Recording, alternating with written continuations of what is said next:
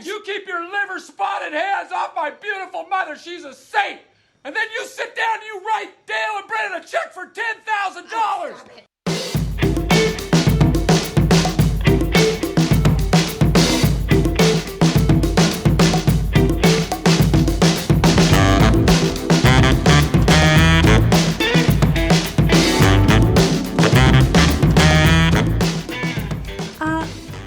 Hey, Katrina Porter, or as I like to call you, the songbird of my generation. Oh, hey, Anna Serene.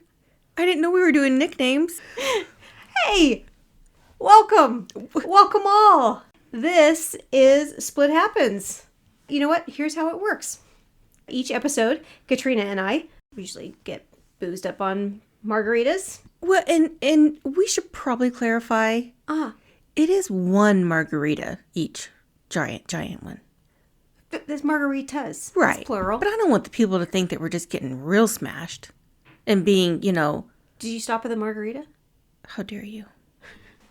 So each episode, Katrina and I get shit-faced, as we already established, and we talk about a movie we both really, really love.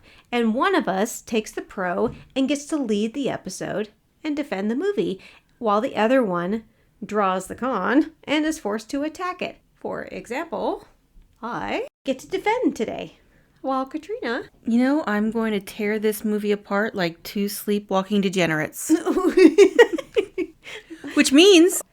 We're talking about Stepbrothers. Yeah, we are. Before we get into the movie, we've had some people ask for clarification. Oh, okay. About our rules that we follow. Well, they're on our website, but basically we just have 3 rules. Are these like the 3 prime directives in RoboCop? Yes. Okay. There's no 4th directive, though. Oh, cool. So I can only keep track of 3 things. Seriously. Our 3 rules that we must follow every episode. You only have to attack while the synopsis is going. Right. Number 2, you can't say any good things about the movie if you're the con. Correct. You start saying positive shit, we're going to have a problem. Okay. And first to claim the pro on a movie gets it. And that's it. That's it. So we're done here, I guess. I appreciate... Thank you, everybody. Bye. Thanks for coming. I'm glad that we've got that first rule because I have to say something nice about this before we get started. Oh, yeah. We've got a few more. We've got a sec. Okay. Came out in 2008. It did. Do you have movie notes on this at all? What I have is I have the top 10 grossing movies of 2008. Okay. Stepbrothers was not in the top 10. That's I don't understand it. You will in just a second. Oh, okay. The number 1 top grossing movie? Yeah. Dark Knight. Oh, fuck. Wait. Are we doing Dark Knight? Is Pro. that on our list? Nope. No. Oh, wait. That's on our list. No, it's not. Shit! Yes. We might negotiate about that. We'll see. Yeah, you have all the superhero movies. You sound like, you have all the superhero movies. You do. That's what you sound like. Yeah. Number 2, speaking of. Yeah? Iron Man. We're not doing Iron Man. No. I loved Iron Man, though. It's one of my favorite of the Marvels. And then Indiana Jones and the Kingdom of Crystal Skull. Is that? Fucking hell. Okay. That was like one of the I'm Steven Spielberg and I love aliens. Okay, don't talk about him that way. I don't know. Wall-E. Oh, love. Wall-E. Kung Fu Panda. People love that one. Some people did. Madagascar 2. I wish I could take a picture of your face when I say the next one. Uh-oh. Twilight. Like the first Twilight? Yeah. Quantum of Solace. So a Bond movie. Nice. And then Horton Hears a Who. So lots of kids movies in the top 10 in 2008. That same time, 2007 and part of 2008 was the writer's strike. No, seriously. That was like that's a big part of why there was because those kids movies take a really, really long time to make. Oh, I see. So a lot of them were already in production well before the writer's strike came out. And so many movies and TV shows really suffered because of that goddamn writer's strike. And no, I mean, not goddamn. they needed to get paid more. Absolutely. 100%. And I support that. But also, I lost Pushing Daisies because of that one. I know. And a lot of shows. It's okay. So Stepbrother was the 25th highest grossing movie. It had a budget of $65 million. Internationally, it grossed $128 million. I guess I know nothing about movie budgets because $65 million for this movie seems like a really high budget. It does. I don't, at some point, money just doesn't make sense to me at all. Okay. I think I saw something that I didn't write it down, or type it down, but I think its opening weekend, it only got like 30 million. It on Rotten Tomatoes and like critics and stuff, it gets like 50%. I noticed that. Yeah. Roger Ebert fucking hated this movie. Oh, you know what? We're going to talk about him when we do Silence of the Lambs. Oh. This was after Anchorman. This was after Talladega Nights. So I think those movies were like really hit out of the park. And for some reason, at least initially, this just didn't resonate with people. I think this movie is funnier than Talladega Nights. I agree with that. Probably not Anchorman, because Anchorman is just perfection. But... Anchorman is lightning in the bottle. Right. But I really liked Talladega Nights. No, I did and too. I love this movie. Yeah. This was directed by Adam McKay. He has a great career. Yeah. Was he nominated for an Oscar this year? And I don't know if it was, I know he was nominated for Vice, the movie about Dick Cheney that... Yeah, but he did, Don't Look Up? Yeah, I think that's his. That's a great movie. Apparently Will Ferrell had a guest house off of his house, and they would go up there and write. And it was like just John C. Reilly and Will Ferrell and Adam McKay. They said that what would normally be a 1.5, 2-page scene would be like 10 pages. And they said that the first rough draft was like 200. It's just something crazy. They just had such a good time writing this, which is funny because a lot of it's actually improv. So they did have a lot of script, and they also, because it's Judd Apatow, because it's these particular actors, it's just a very improv heavy group. I had no idea. So they were comfortable with that. Well, we are about to delve into the movie. Okay, can I say something positive first? So get all your positives out. Okay. Now. I love this movie. Yes. And one thing, my first note before I was like, quit writing positive things. And I don't know if this is a positive thing or not. Will Ferrell is microwaving nachos. I'm like, these guys eat like I would if calories didn't exist. They eat like you did when we were like 12. Right. Okay, but I'm going to attack. Yeah. And it's not going to be difficult because this movie's terrible. It's not. Dude, you went light on a episode that we recorded fairly recently, and I'm going to call your shit out if you don't attack. Which one did I go light on? All of them. I know, I'm the worst. You're the worst. Let's do it. All right.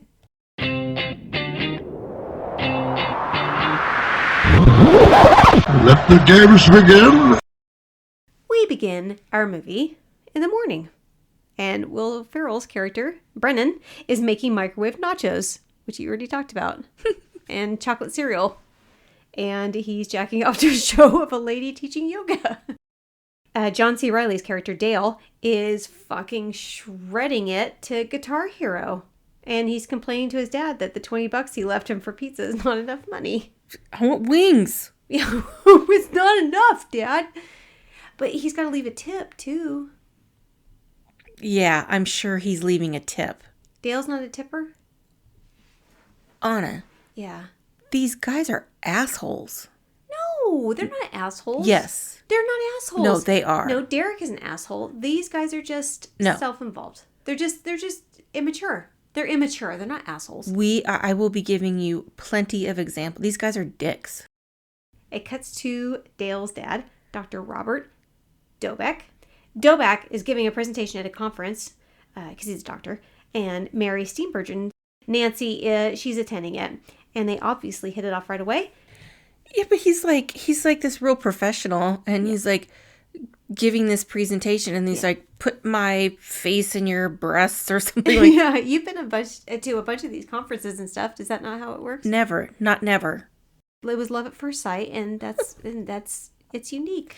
Yeah, she's like, oh, how charming. This weirdo's talking about my knockers.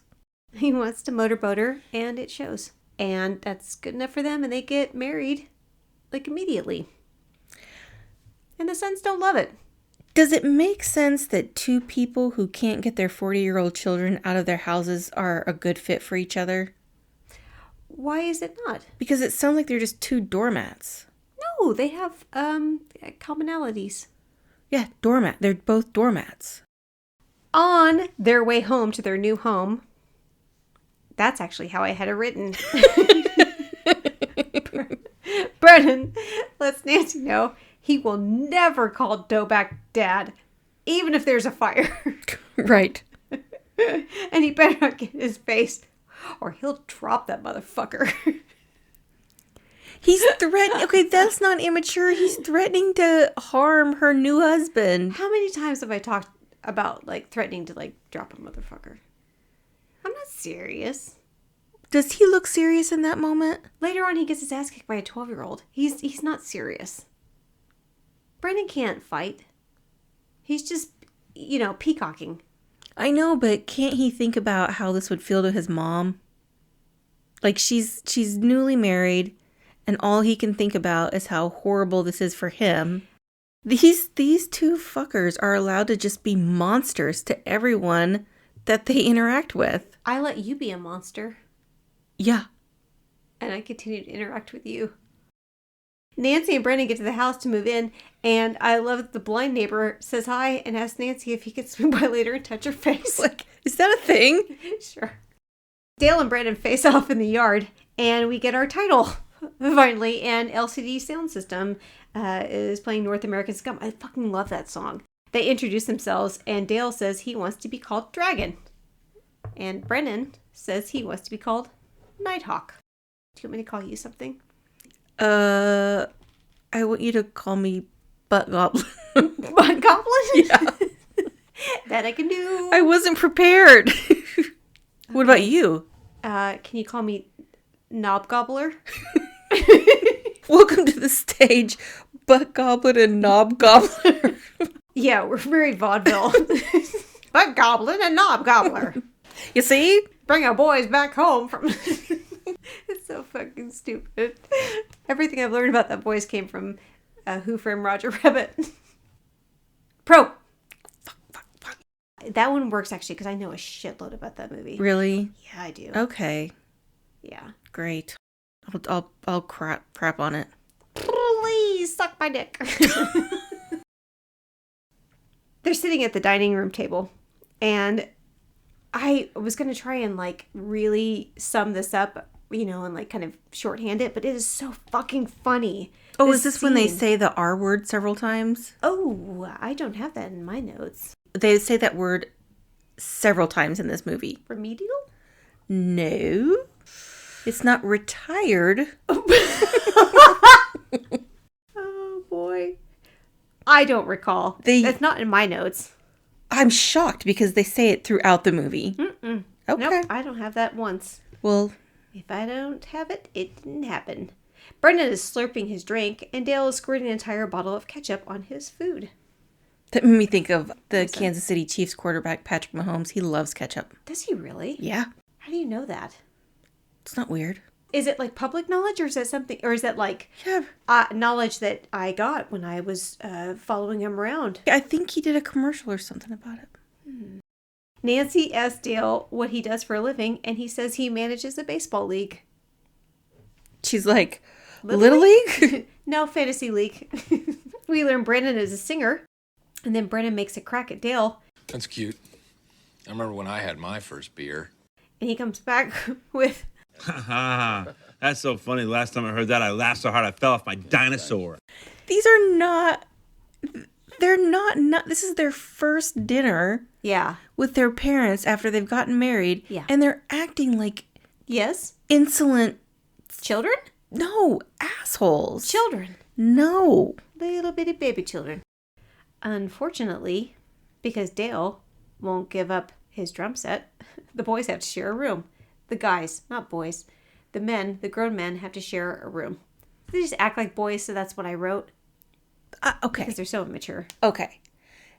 Normally, when I have to crap on a movie, Yeah. I don't believe most of what I say. Yeah. I actually don't. When I watched it through a different lens, I don't think these are like nice guys. Well, they're totally good. They're not. What? Well, and also their parents are doormats. Yeah. I'm sorry. Dale has to have his own room for his drum set. Are you telling me that that house doesn't have a basement? Give me a break. This guy's a doctor. That's his beat laboratory. He had put up, the soundproof walls and all of that. That took time and effort and money, and he wasn't prepared. Their wedding was so fast, and that the move-in was so fast that he just didn't have time to like figure out a different place for his beat laboratory. So in the meantime, he was willing to share his living space with his newly acquired stepbrother. He takes such great care of this room that he can't give up. Did you notice how many holes are in the wall No. around the drum set? No. Yes. Like he got frustrated and kicked it or something. It's for acoustics.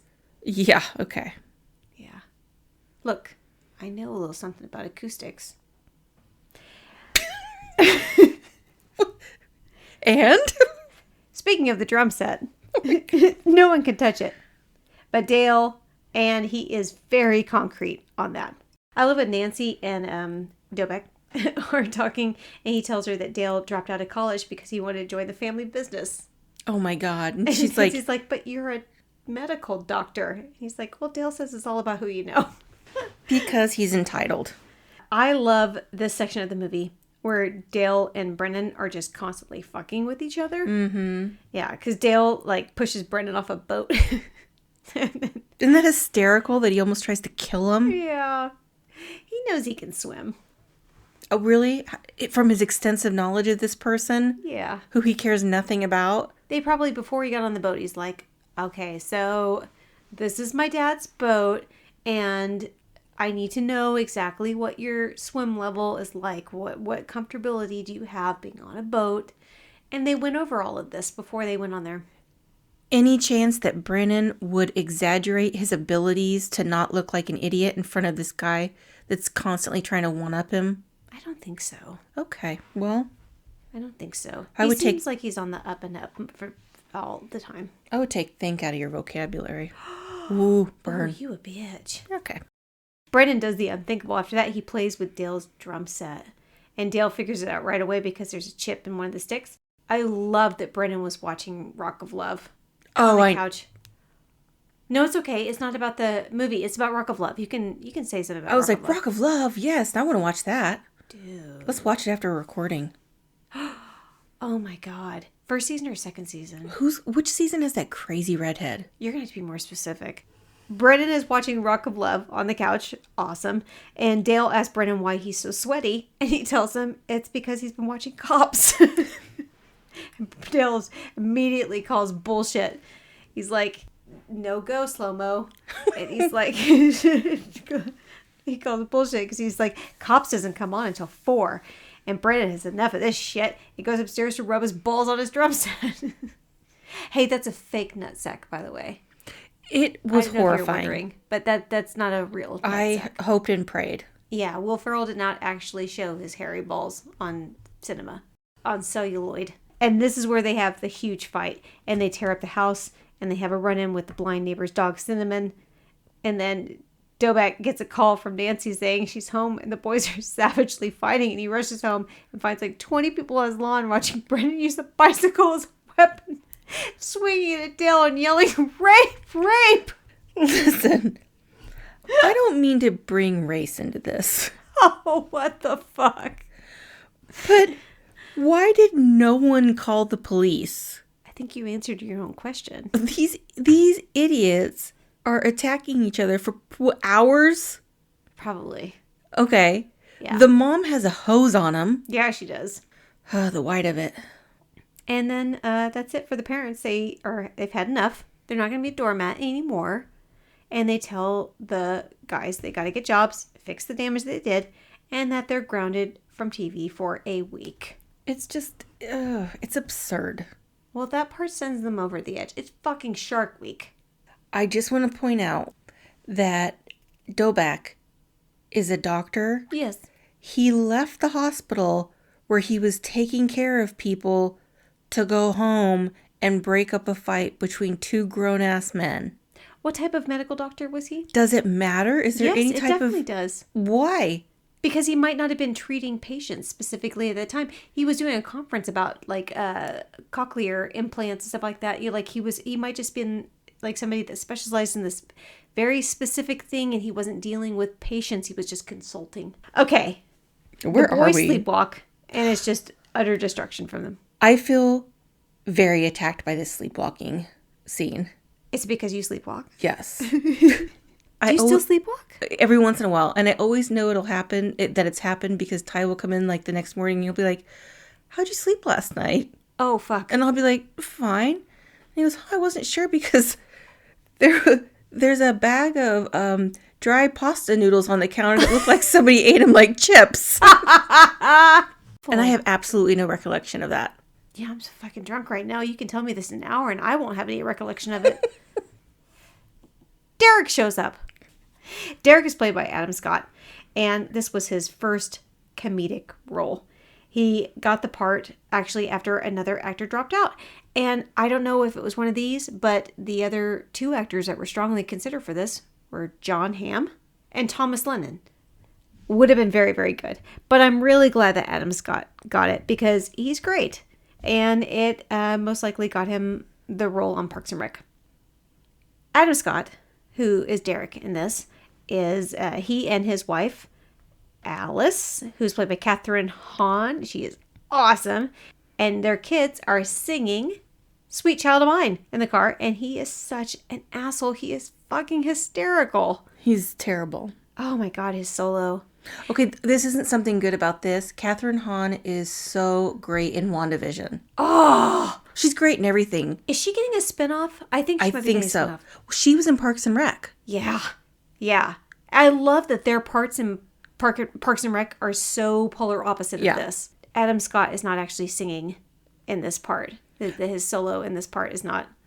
I didn't know that until I looked up the soundtrack to Big Little Lies, because there's a part in Big Little Lies where he's kind of, it's at Elvis. It's like one of the last episodes. Yeah. It's like an Elvis contest. Yeah. And he's singing a song to Reese Witherspoon. And I was like, oh, so I looked up the soundtrack. It's not him. Oh, damn. So then I looked up and they're like, yeah, he didn't sing in Stepbrothers either. Damn. Yeah. I love that part though. I love his solo. He's such a dickhead. He's like, Bow, bow, I'm Derek, and I can sing high like that. And Alice is like dead inside. I love the dinner scene with Derek, and Derek is fucking everything in this. He's talking about his fishing trip with Mark Cuban, the Cubes. Do you know who that is? He owns Mavericks. Mm-hmm. Oh, okay. Woo. Dallas Mavericks. Yeah. He just created a company to he's selling cheap meds like to people, like because meds are so incredibly expensive in this country. He's like, you know what? I can do better. Don't get me started on that. Mark Cuban's trying to make a difference. That's awesome. He could also pay his fair share in taxes, but that's okay. Doesn't he? I think he does. He's a billionaire. I know, but I think he's like he's kind of like a Bill Gates, like we need to be taxed. Donkey. Bill Gates does not get taxed what he's supposed to either. No, but he says, you know. He says it because he knows it's not going to happen. Yeah. He says it. Okay. And that's good I enough believe for him. me. We're not going to go over how gullible I am. Not again. He said that he thinks they should be taxed more. Yeah, but then there was a separate video where he said he did not believe that at all. I didn't see that one. Because I just made it up. See, you believed it. Bitch. What's wrong with you? You goddamn butt goblin. Derek is talking about his amazing fishing trip with all of those famous people, and Dobak is absolutely fawning over him. Dale is pissed. Brennan hates his brother so much that he doesn't even come to dinner. He just hangs out in the treehouse reading nudie mags. And then Dale joins them because luckily they've just found some common ground. They both hate Derek. Yeah, and guess what happens during this part? Well, Derek comes up to the treehouse to do some dickheadery. Yeah. And not only is the R word said repeatedly, I don't recall. This is a part where he says the gay slur, the F word. Foxtrot? You wish, tuna fish. We already went over this in the ref. It's Foxtrot is what we're going to use. Yes. He says Foxtrot multiple times in this movie. Does he? Yes. Shit. Yeah. Well, that's how you know he's a piece of shit.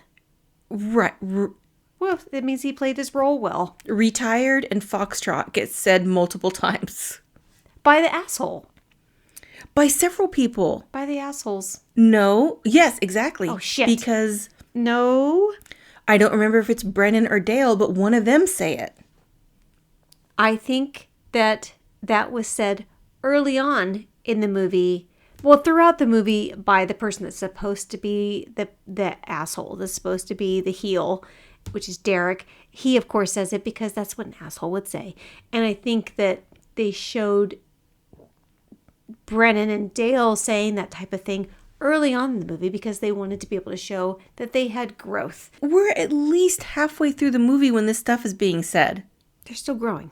They're 40 years old. Look, maybe growth, it happens immediately with you. Oh, gross. Yeah, it does. Derek comes up to the treehouse and Dale punches him in the face. Probably for saying retired and Foxtrot. No. Adam Scott is so good at playing an asshole. You know, he's probably a really nice guy. From what I've seen of him in real life, he seems really nice. He probably really is. It's just his face. He has resting prick face. My favorite line from this scene is when he punches him and he falls from the tree and Brandon goes, Hey, Derek, you know what's always good for shoulder pain? What? If you lick my butthole. Derek's wife, Alice, corners Dale to tell him that she heard about him punching Derek and she is into it. Someone beating up her awful husband is definitely her kink, and she wants Dale to know that. Yeah, she sexually assaults his face with her mouth. He has no idea what's going on. Unfortunately, for Alice, they have to go. Come on, Dane Cook, pay-per-view, 20 minutes, let's go! Did anyone ever do pay-per-view for Dane Cook? Oh, without a doubt, he was huge. Brennan and Dale are friends now. What do you think the night goggles reminded me of? Oh, Silence of the Lambs. Absolutely. Oh, for sure. They become best friends and they do karate in the garage. Why haven't we done karate in the garage? Because we're not idiots. So here is where they want to make their beds into bunk beds. And I want to tell you that the entire idea of this movie came from this. The editor of this had said that they were cutting Talladega Nights. And he said he and Adam McKay, the director, were working. And then Will Ferrell comes by and John C. Reilly comes by. And he was saying, I remember they were saying like, okay, well, what are we going to do next after this? And there wasn't any script. There was no idea. And it was just, one of them says, I think it might have been Adam McKay, said, you know what would be really funny? Bunk beds. And that's how this movie came to be. That was the spark. They make their beds into bunk beds, and shockingly, it doesn't go great. Because they're idiots. There's so much blood. Why would you let us do that? Just one scratch. They get set up with some interviews by Dobek, who very much wants them to get jobs. And they go in for interviews. And they show up to their interview, which they decide to do as a team. Well, yeah, like the whole thing, like all of the interview stuff, it's not nice. Growth. I like when they do the interview and they ask the interviewer, he's like, okay, Oprah, Barbara Walters, your wife. You got to fuck one, marry one, kill one. Go. Not funny. Are you laughing at the moment? No. They had to go all through that because then that's when they come up with their business idea for Prestige Worldwide. And also, they run into some kids that beat the living shit out of them. And the scene with the 12-year-olds, I know there's at least one gay slur in that scene. By the bad kids. They wanted to be realistic, and a lot of 12-year-old kids, a lot of 12-year-old boys in 2008 were definitely saying that type of shit. So then what was the excuse for all the adults in this movie saying it? They're mature. Like, I'm sticking with it. Hey, can I talk to you about the boy that is like the main bully? Yeah. Okay, that kid, at the time, he's not a kid anymore. His name is Logan Manus. He played Chris Gardocki. And he said about this role, he said, I got an audition, and my acting coach at the time was like, this is a Judd Apatow movie, so you got to just go in and go like fucking crazy. He didn't say that, but he's like, I'm paraphrasing, but he's like, just go completely over the top, like flip chairs and shit, and like have a temper tantrum, and like, just really, really go at it. And he was like on his way to the audition, and he told his mom, he's like, this is what my, acting coach said. And she's like, well, if he told you to do it, I guess just do it. So that's what he did. He went into the room, and he was like, he got up in like Will Ferrell's face, and, and kind of act like he was going to get his face, and started screaming and throwing his hands in the face, and jumped out of the chair, like kicked over a chair, and then fucking walked out of the room. And he's like, either I'm never getting called back, or I just did really well and I'm going to get it. And, like a week later, he got called. And I guess Adam McKay was like, I saw the tape, and like, this kid's got it. This is the one I want for sure. Okay. Derek is trying to sell their house, and they definitely don't want that. So they try to pull some like top rate fuckery when Derek is showing the house to different people. I like Derek's real estate slogan is, my homes are nice, nice, baby. I have that in a quote on my list, and I'm like, I'm not sure if that would make me want to have him as my real estate agent, or would put me off. It could go either way. I think I would actually be attracted to that. Yeah. Really? Because I was like, I don't know if this guy takes his job funny. serious. I don't know. I would have been like Seth Rogen interviewing, like, I get it. You guys, it's like, it's ironic, it's funny, and then meet him and be like, oh, now it seems really fucked up.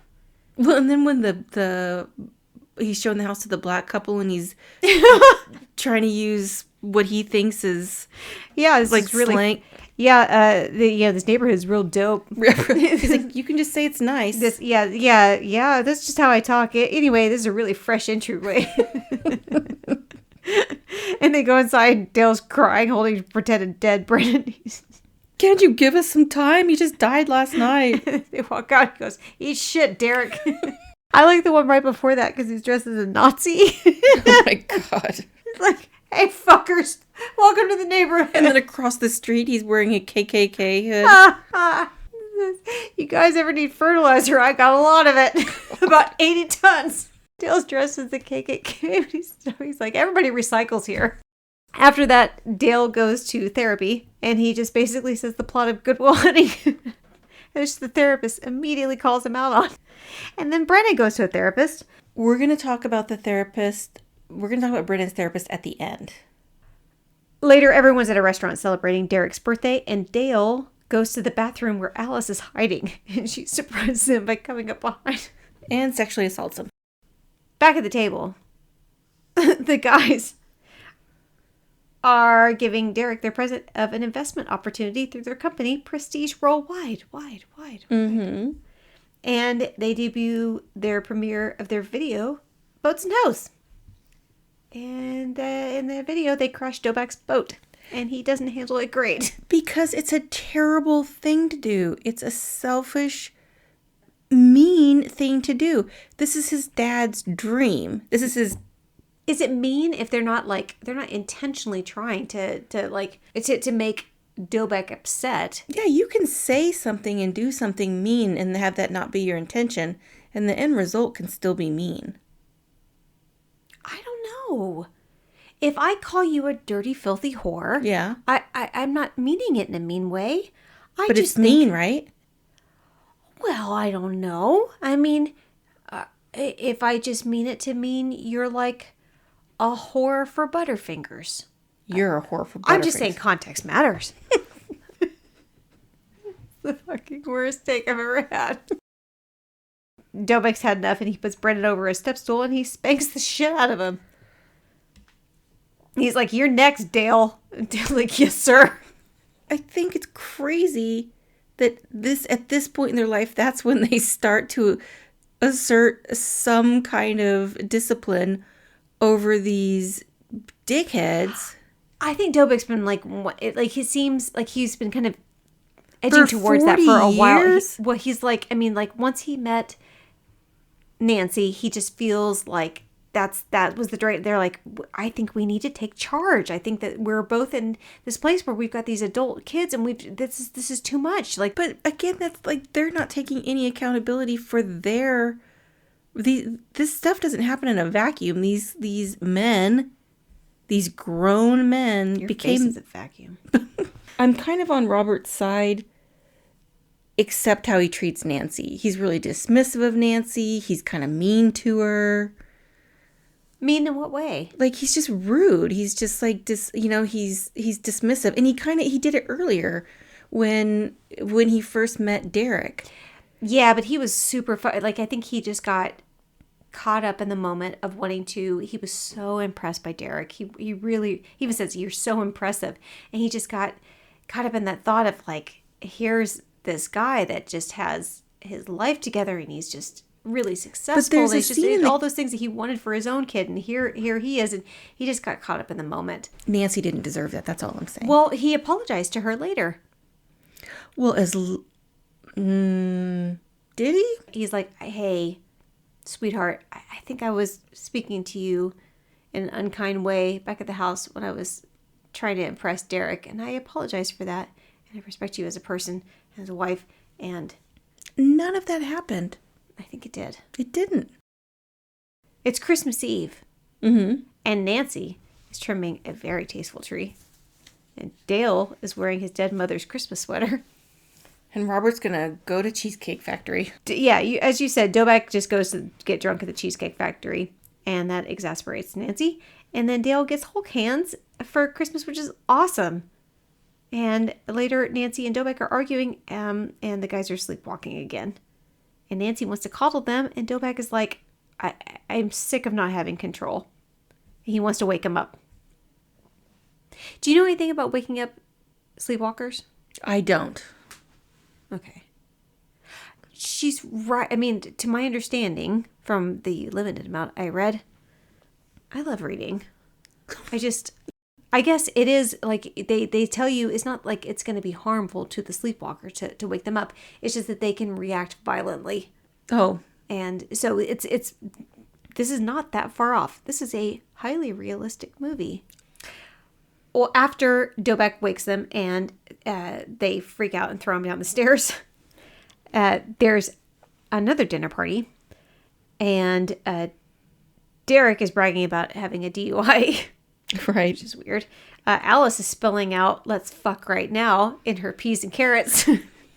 Nancy and Dobek tell the group they're getting divorced, and Dale and Brennan start just wailing over it. By the way, Adam Scott said about John C. Reilly in that scene, he said, he goes, "I was there. He was really crying." He says, "Those guys aren't fucking around." Dale and Brendan have a fallout after Dale accuses Brendan of being at fault for the They breakup. immediately turn on each other. Yeah, they do. Brendan tricks Dale into thinking he's dead and then hits Dale with a shovel and buries him alive. They fight a bit more and then fall asleep. And then they go their separate ways and try to live as adults. And then Brendan has to eat crow and ask Derek for a job. Dale goes to get a job and says he'll do anything as long as it doesn't involve having sex with old ladies for money or bear traps. That's his little bugaboos. Okay, that's reasonable. After this, for whatever reason, I looked up bear traps on Urban Dictionary. Uh-huh. Don't do that. Oh. It's a thing. Okay.